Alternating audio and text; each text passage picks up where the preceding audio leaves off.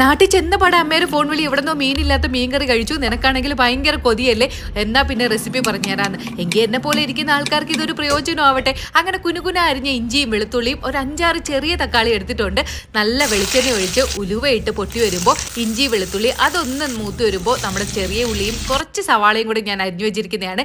ചെറിയ ഉള്ളി മാത്രമാണെങ്കിൽ നന്നായിരിക്കും. അതൊന്ന് മൂത്ത് വന്നപ്പോൾ തക്കാളി ഇട്ടു. തക്കാളി ഒന്ന് ഉടഞ്ഞു വന്നപ്പോൾ നമ്മുടെ വഴുതനങ്ങ, നമ്മുടെ നാട്ടിൽ മൊന്തങ്ക എന്ന് പറയും, അതുള്ളവർ അത് ഇട്ട് കൊടുക്കുക. എനിക്കതില്ലാത്തതുകൊണ്ട് വഴുതനങ്ങ ഇട്ട് കൊടുത്തേ ഉള്ളൂ. പിന്നെ പുളിവെള്ളം ഒഴിച്ച് ഉപ്പിട്ടു. അതൊന്ന് തിളച്ച് വരട്ടെ. ആ സമയത്ത് നമ്മുടെ തേങ്ങയും ഞാൻ കുറച്ച് മൂപ്പിച്ച് വെച്ചിരുന്ന മുളക് പൊടിയും മല്ലിപ്പൊടിയും മഞ്ഞപ്പൊടിയും കൂടി ഇട്ട് നന്നായിട്ട് അരച്ചു വെച്ചു. വെള്ളം തിളച്ച് വന്നപ്പോൾ അതെല്ലാം കൂടി ഇട്ട് കുറച്ച് വെള്ളം കൂടി ഒഴിച്ചിട്ട് അടച്ചു വെക്കുക. അതൊന്ന് തിളച്ച് കുറുകി വരട്ടെ. അപ്പോൾ എൻ്റെ ചോറൊക്കെ തിളച്ച് അരി വെന്തിട്ടുണ്ട്. ഞാൻ അതിനെ അങ്ങ് വാർത്ത് വെച്ചു. അത് നമ്മുടെ കറി അങ്ങ് തിളച്ച് വെറ്റി വരാറായപ്പോൾ കുറച്ച് വെളിച്ചെണ്ണയും കറിവേപ്പില ഇട്ടു. അതിനിടയ്ക്ക് ഞാൻ അങ്ങ് അവിയലുണ്ടാക്കി, പപ്പടം കാച്ചി, പിന്നെ നല്ല ചൂട് ചമ്പാവരി ചോറും അടിപൊളി അവിയലും, മീനില്ലാത്ത നല്ല അടിപൊളി മീൻകറിയും, പപ്പടവും നെല്ലിക്ക ഉപ്പിലിട്ടതും.